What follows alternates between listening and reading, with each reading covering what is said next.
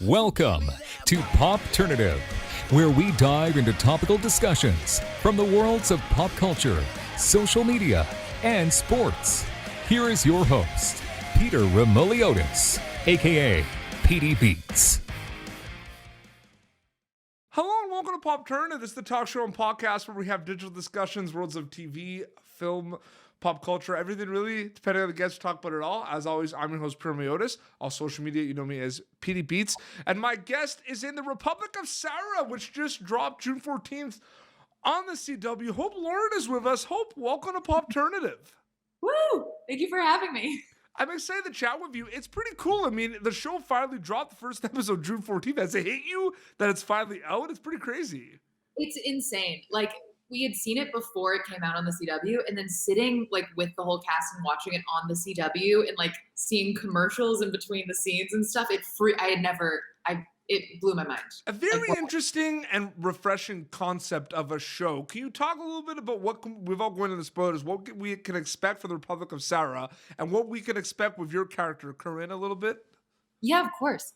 The show is about a small town who is faced with sort of like being wiped off the map by this corporation that comes in. Yep. And then they sort of band together as a town and decide to declare independence. And to their utter shock, it works. And they're like, in the country. And so they're just like this community of people who have to try to figure out then how to run a country. And my character is sort of the best friend to the lead of the show, Sarah. Yep. And she sort of introduces this like bubbly, happy-go-lucky character. And maybe like towards the end of the pilot, it's sort of revealed that she has a little bit more going on and has a really complicated relationship with Danny, who is the guy who came in to flatten the town. So through the whole season, you're going to see a lot of unraveling and unearthing in Corinne's corner. Absolutely. I'm curious, what's the mindset like when you book it before you're kind of going in and shooting the show? Like you're going to play Corinne. Does it depend on the project for you in terms of like preparation and like going in there? Or is it just kind of going the flow, or like do you always have ideas with the characters? Like what's that mindset like when you book it? I feel like my preparation always changes depending on the project, but something that stays pretty consistent is like I'm like a nerd for like journaling. Like I love like backstory, and I feel like that helps alleviate any sort of anxiety I might have about starting to work. So I just like journal. And that was actually really helpful for this specific project because all of these characters are supposed to have grown up together and have like known each other for years and years and years and years. So it was so helpful to kind of try to come up with vivid ideas of their backstory and their relationships.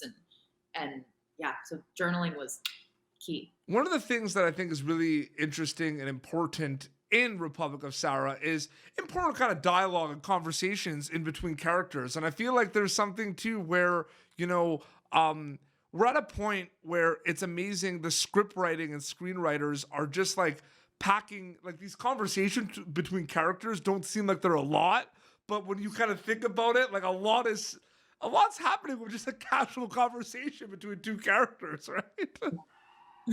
Oh yes. Yeah. There's a lot going on, and there's so like the relationships between all of these characters are so complex that when we're talking to each other, like a lot of information, you're totally right, is being exchanged about like the intricacies of each relationship. So it's kind of like a blink and you'll miss it. Like you're like, wait, what's their relationship? They're giving each other so much information. But that's also what I like about the horror genre, and you had a chance to work in horror as well. There's gonna be some stuff coming out, but it's like not about like jump scares or gore anymore. Like there's like a conversation between two people and you're just sitting there, you're like, why did that person say that? That is really weird. But I feel like that's like a horror that people in everyday life, like you're in a conversation and then you're like, something's weird about this conversation. It doesn't need to just be like ghosts and monsters. It could just be like, this information is like we're living in the information age. That's why I'm a huge fan. I mean, the cast for Republic of Sarah is amazing. It's an ensemble cast. You have a lot of amazing characters. I mean, you obviously have the core characters like yourself and everyone in the town, but there's also some amazing people that we've seen already in the first episode. But the reason I love like the dinner party gone wrong horror movie, and there's a lot of those, is because like I'm kind of like that. Like, why did that person say that? Why is that person acting like that? And it's like you kind of go in and you're like a detective, right? You're trying to figure out everything. Totally. And there's like nothing more terrifying than like, specific human relationships. Absolutely. For you as for acting and storytelling, did that acting bug hit you at a young age? Did it come a little later? Like when did that start for you? It got me real young. Obnoxiously young, my parents might say. Like I think it was 5 or 6 years old. The first play I saw, I like sat there and I got so angry because I just wanted to be on stage with them. Yeah. And I was like, I can't go see plays anymore because I'm just itching like to get out of my skin and like get onto the stage. So like it hit me very, very young, and then I wouldn't shut up about it for years, and I still won't. And now, years later, Republic of Sarah, June 14th, just dropped on the CW. And the obvious answer to this question is, escapism. You hope they enjoy it. They watch it with their family and friends. But diving deep into it a little bit more in terms of takeaways, what are you hoping people get out of the Republic of Sarah when they watch it, Hope? Oh man, that's such a good question. I feel like one of my favorite things about the show is that there are so many complex characters, and they're all like very flawed. Yep. There's, and we're kind of tackling really big things. There's alcoholism and abuse and like all sorts of things on our show that we have very real and like flawed conversations about. And I don't know, I hope that there's like something for everyone, and I hope that people feel seen by watching it. There's, like you said, there's such a big ensemble and such a huge cast of characters, and they're all really three-dimensional characters, and the cast is so talented that they're all playing them so beautifully. Yeah. And so I hope like there's someone for everyone, and I hope like someone feels seen, by one of these characters. 100%. And has it hit you yet that, there's a lot of people that, watch shows on the CW, and there's a lot of unbelievable content out there, but like content and even shows on the CW has become so global. Like there's people like from all over the world that are like watching so many shows. Like that I think is like the craziest thing. Cause like me growing up, I'm a 90s kid, right? Me growing up, there was only a few handful of shows we saw. We weren't able to see a lot of things. Now it's like the access is insane. It really is. Yeah, it's wild. I cannot wrap my brain around that. I can't wrap my brain around the thought of like someone in like Brazil watching our show at some point, or like even like, we're in India, we're in Israel. Like I fully cannot wrap my brain around that. It's crazy because I see it like part of my job too is like Popternative is kind of like seeing what's out there and seeing reactions and things. And there is some international love already for the Republic of Sarah. Like it's pretty crazy. It's so wild. It's just so wild. Like I can't. That actually blows my mind. Absolutely. You're obviously acting as Corinne Dearborn in the Republic of Sarah, but a lot of people also not just act, right? They produce, they direct, they write. I mean, obviously you're focusing on acting, but have you ever thought about kind of going behind the camera as well? Or like, is acting kind of the thing you're focusing on? Acting is like the first bug that ever bit me. And then I've been like playing music and writing songs since I was a kid. And in writing songs has always just been sort of like a therapeutic thing. And then I started sort of like writing short films and stories, and I wrote a play, and like I find writing so therapeutic, but I find like directing so intimidating. So I think someday I would love to direct something I've written and put it on, but right now I'm just like in the learning process. Like I got to watch Megan Follows, who plays the mom on our show. She directed 2 episodes, and watching her direct, I learned so much. All of our directors were incredible. And so right now I'm like, I've got my like learning lenses on, and I'm trying to soak up. It's interesting. You talk about the music, that you're also a singer-songwriter. I find that interesting too, because we were talking about like the global, like people from all over the world, like watching things. But like one of the things I've noticed is like how insane some of these artists, their stream numbers is just crazy. Like it's nuts. Like I have friends in bands and I interview people. It's like they're putting like millions of streams in like a month. Yes. And then like it's such a like it bonds all of us too, because you can go anywhere and like all of you know the same song, Yeah. And it's wild. But yeah, I can't wrap my head around like the idea of 2 million streams. I'm like, that's a wild number. It's crazy too, because a lot of shows on the CW, they have like the soundtracks are just amazing, and you like discover so many bands. Like I don't know about you, but that's how I discovered a lot of music, was from TV shows, movies, or video games. Like that was like a big core of like what I listen to now because of that.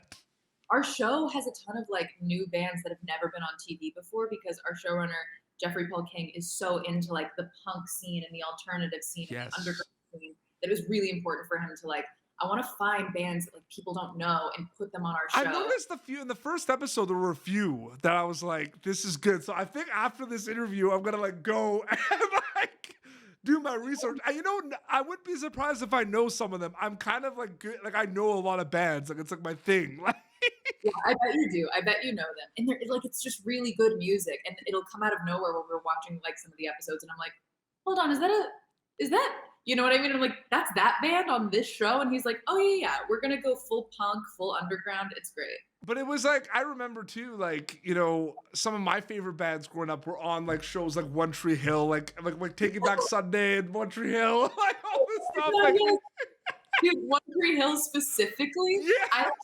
that like this was totally giving me One Tree Hill vibes, where I'm like, yeah, it's just about like personal dramas and then really good music. Like I found so much music from One Tree Hill. It's insane. It isn't. It's crazy. But yeah, that doesn't surprise me that you said like the showrunner like handpicked, like because that's happening a lot more and more. Like you also have friends that work on other shows too. I'm sure it's the same thing. They like pick the music that's in it, which is really cool. It's so cool, and it totally sets a tone too. Like he made sure that like we knew what songs were going in. Like he would send out a script and be like, by the way, in this scene, this song is going to be playing, just if you want to like listen to it to like get into the zone, which is so cool. I love it.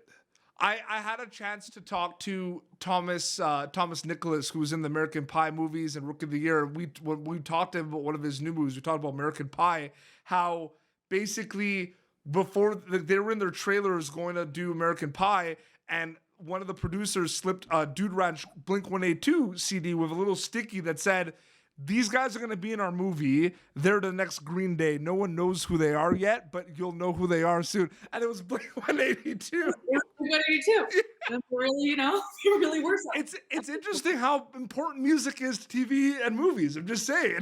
It really is. It's a beautiful partnership. Were you hoping that you were going to kind of wear many hats? Obviously, acting is your big thing, but you do it makes you like a well-rounded person to be able to do a lot of things, right?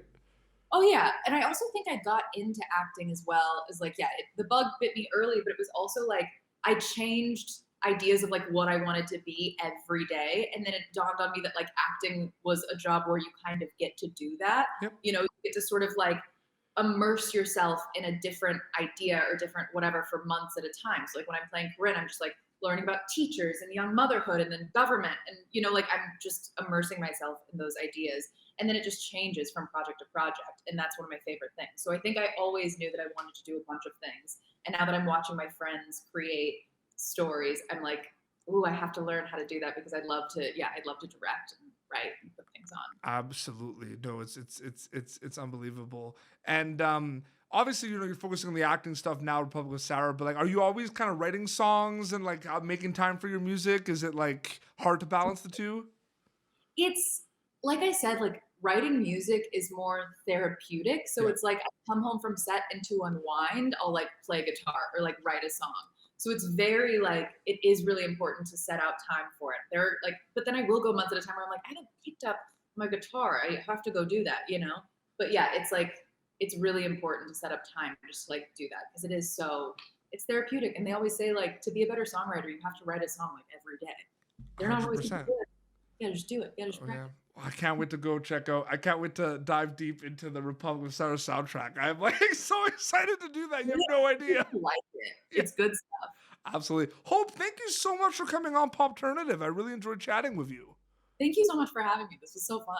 So June 14th, so like the Republic of Sarah, June 14th, it launched on CW. So now they're going to be able to watch it on the CW, which is exciting as well. Yeah, thecw.com. You can stream it for free. Yep. So fun and so great. Absolutely. And where can people follow you on social media to keep update with everything? Okay, on Instagram, I'm at Hopelina, Hopelina. And then on Twitter, I'm Hello Hope Lauren. Amazing. Well, this has been Popternative, youtube.com/Popternative for previous episodes. Until next time, this is Hope Lauren for the Republic of Sarah on the CW, and PD Beats signing off. Thank you for tuning in to Popternative. Make sure to check out our past episodes of Popternative on YouTube.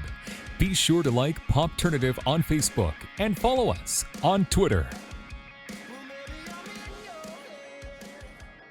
This has been an Autograph Communications production.